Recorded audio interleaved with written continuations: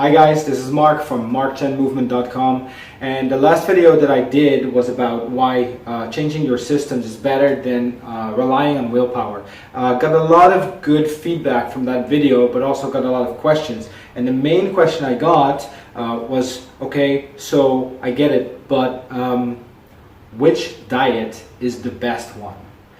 Because I've been looking up on the internet, I've been reading up on some stuff, and I find a lot of conflicting information, and I don't really know what to rely on. It's a good question, and the answer is it depends, or there is no such thing. And let me tell you why. Before I tell you why, though, it's important to make a little side note here. If you decide to do research on the internet and trying to find some sort of absolute truth, you always have to ask yourself the question why.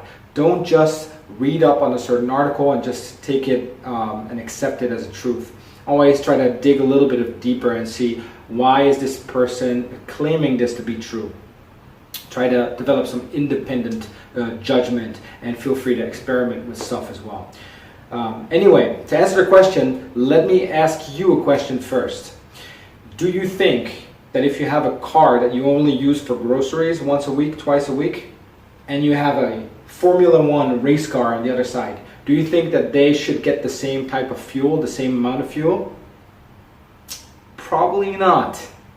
And this applies to humans as well. So if you compare somebody that's, sitting behind a desk all day to a professional athlete, they have a very different demand in the amount of energy that they require.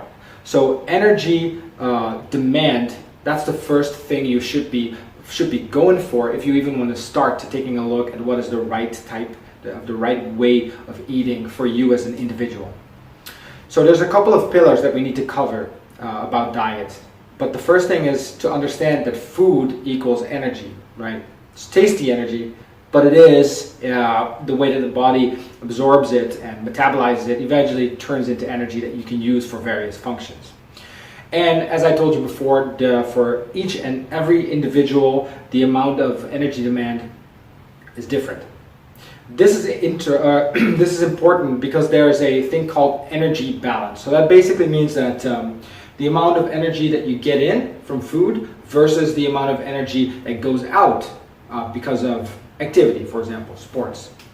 Very oversimplified, this is how it works. You take in more energy than you put out, you gain weight.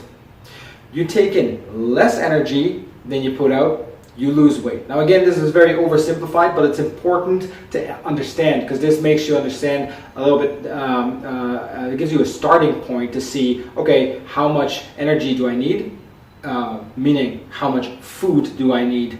Once you know this, then the next step would be to see, okay, what should that food consist of?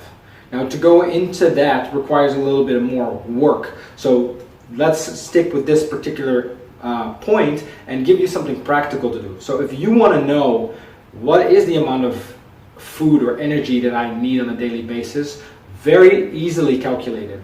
As a matter of fact, I'll drop a link right below this video. If you go to that link, you go to my website, and there's a little calculator there. It's a 30-second work, not even. Put in your age, weight, length, and gender, and afterwards you'll get the amount of energy that you would need on a daily basis. Now, that specific number is not the final number just yet. We need to do something with that number, but I'll cover that in the next video. So go ahead and click that link down below, calculate your RMR. It's explained on the webpage what that is. And you know what? Go ahead and drop that number down below. And in the next video, I'll tell you what the next step should be. So I hope that clears up the first step regarding food and nutrition. And I'll see you in the next episode. Bye.